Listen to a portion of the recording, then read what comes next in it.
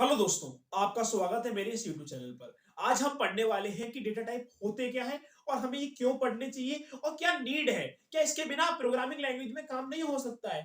आइए हम पढ़ते हैं, अच्छे से पढ़ते हैं। डेटा टाइप हम यूज क्यों करते हैं? बेसिकली हम एक पहले ह्यूमन से स्टार्ट करते हैं कि फर्स्ट स्टेप ह्यूमन से।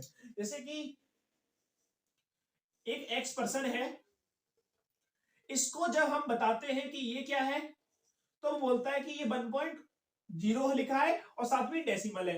जब हम इसको ये दिखाते हैं तो ये बोलता है कि ये इंटीजर है पर नेगेटिव वैल्यू दिखा रहा है। जब हम इसे ये दिखाते हैं ये क्या है, बोला ये भी इंटीजर है पर साथ में पॉजिटिव वैल्यू दिखा रहा है। तो ये इंसान को हम लॉजिक क्लियर है कि ये डेसिमल है, ये नेगेटिव है, ये पॉजिटिव है। तो ये चीज हमारे पास विद प्रैक्टिस आ जाती है और साथ में नेचुरली है। मतलब हमारे पास लॉजिक है जो हमने छोटी क्लासों से सीखते हुए आ रहे हैं। अब भैया ये बताओ कि मैं कंप्यूटर को कैसे समझा दूं कि ये नेगेटिव वैल्यू उसे पता चल जाए, पर कंप्यूटर के पास तो लॉजिक नहीं है। वो लॉजिक हमें अपनी तरफ से क्रिएट करना होता है। तो वो लॉजिक क्रिएट होगा कैसे? तो उस लॉजिक को क्रिएट करने के लिए हमें पढ़ना पड़ता है डेटा टाइप, कि हम अपने कंप्यूटर या अपने सिस्टम को बता सके with the help of programming language कि डेटा टाइप से कि नेगेटिव वैल्यू है, पॉजिटिव वैल्यू है या नॉन नेगेटिव वैल्यू है, ये इंटीजर्स है, इसके अंदर इतना स्टोर, इतना इसके अंदर ये लेटर्स हैं।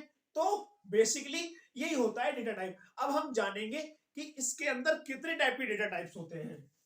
Primitive data type and non primitive data type. मतलब जावा के अंदर हमारे पास दो टाइप के डेटा टाइप होते हैं, जिसे मैंने आपको बताया। अब एक एक करके हम समझ लेते हैं जिससे हमारी अंडरस्टैंडिंग बेटर हो सके और हम कंसेप्ट बहुत अच्छे हो सके और इस 0 to 1 की सीरीज में हम आगे बढ़ सके।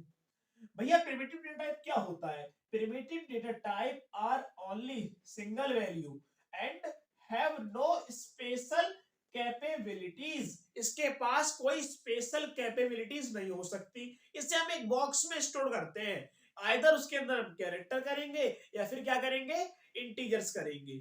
भैया अब ये स्पेशल कैपेबिलिटीज समझ में नहीं आ रही। देखो उस बॉक्स के अंदर जो हम वैल्यू स्टोर करेंगे ना, वो अपने आप से कोई भी मैनिपुलेशन, कैलकुलेशन नहीं कर सकता। करना होगा तो कैसे करेगा? तो करने के लिए उससे कोई स्पेशल टूल्स यूज करने पड़ेंगे। जैसे कोडिंग यूज करनी पड़ेगी, मतलब कोड लिखना पड़ेगा, या फिर हमें फंक्शंस बनाने पड़ेंगे या मेथड बनाने पड़ेंगे, जब जाके वो प्रिमिटिव डेटा टाइप को यूज कर पाएगा। ये ही होता है प्रिमिटिव डेटा टाइप। अब हम पढ़ते हैं नॉन प्रिमिटिव डेटा टाइप क्या होता है। आइए, नॉन प्रिमिटिव डेटा टाइप को बेसिकली हम रेफरेंस डेटा टाइप भी बोलते हैं। आइए ये बात मैं आपको क्लियर कर दूंगा कि रेफरेंस डेटा टाइप हम क्यों बोलते हैं, और आपको रीडिंग के दौरान ही क्लियर हो जाएगा, और नहीं होता है फिर मैं तो हुई ना। The reference data type will contain a memory address of variable. भैया वेरिएबल क्या होता है? बेसिकली आप वेरिएबल को अभी एक तरीके से कंटेनर मानो। अगली वीडियो में मैं आपको वेरिएबल अच्छे से क्लियर कर दूंगा। values because their reference type won't store the variable value direct in the memory।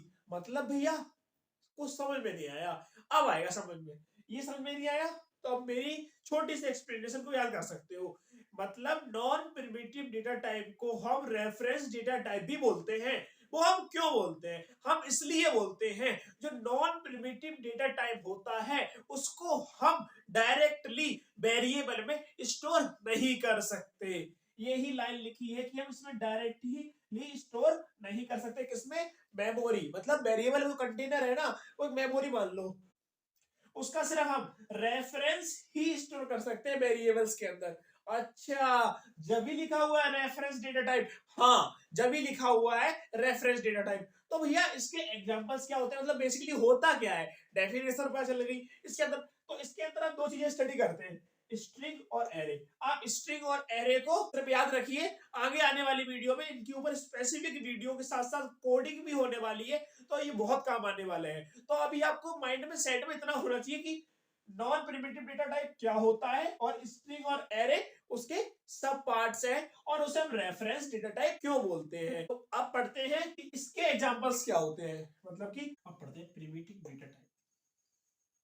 Primitive data type, basically primitive data type को हमने दो कैटेगरीज में डिवाइड कर रखा है, जैसे Boolean data type and numerical data type.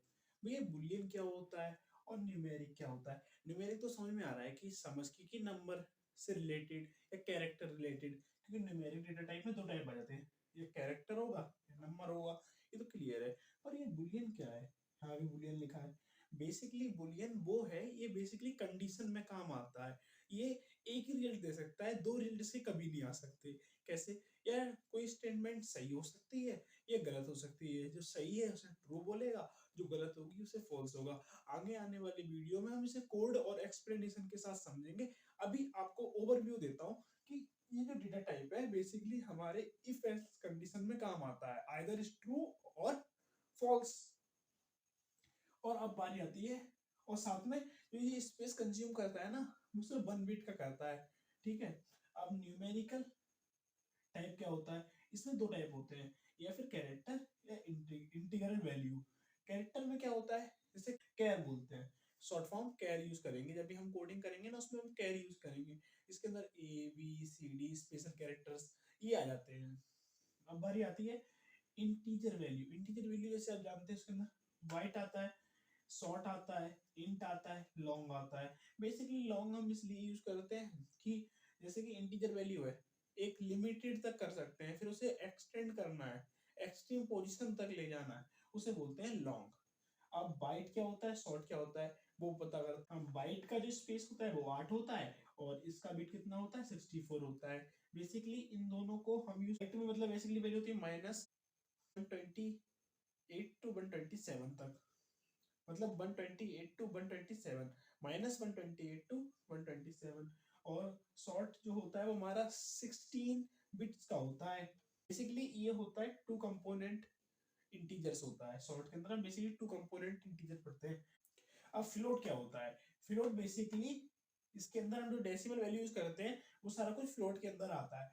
जैसे कि फ्लोट के अंदर हम 7 डिजिट तक डेसिमल वैल्यू दे सकते हैं अप टू, और ये फ्लोट के वो फ्लोट के अंदर हम 7 डिजिट तक डेसिमल वैल्यू दे सकते हैं, और डबल के अंदर हम 16 डिजिट तक दे सकते हैं। बेसिकली ये ओवरव्यू मैंने आपको दिया है और डिटेलिंग कर दी है हर एक पार्टिकुलर फंक्शंस की जो डेटा टाइप के अंदर यूज होता है, जिसकी हेल्प से हम अपने लैपटॉप को एक लॉजिक दे पाते हैं कि जो वैल्यू से हम दे रहे हैं, इनपुट के थ्रू दे रहे हैं, या हम उससे वर्क करा रहे हैं, जो हम वेरिएबल के अंदर स्टोर करा रहे हैं, वो कैसे उसे समझे कि वो किस टाइप की है। बेसिकली हम एक लॉजिक बिल्ड कर रहे हैं जो हमारे अंदर इनबिल्ट से है। तो बेसिकली आपको ये समझ में आ गया होगा। कोडिंग करते रहिए, नोट्स बनाइए, अपने नोट्स बनाइए, और डॉक्यूमेंट्री वेबसाइट्स हैं जिसमें जावा के बारे में अच्छा कुछ दे रखा है, और काफी चीजें मैं डिस्क्रिप्शन में दे दूंगा, उसे रीड कीजिए, रीड करने की आदत डाल लीजिए। मिलते हैं अगली लेक्चर में, जिसमें हम पढ़ाएंगे कि वेरिएबल्स क्या होता है। जय हिंद।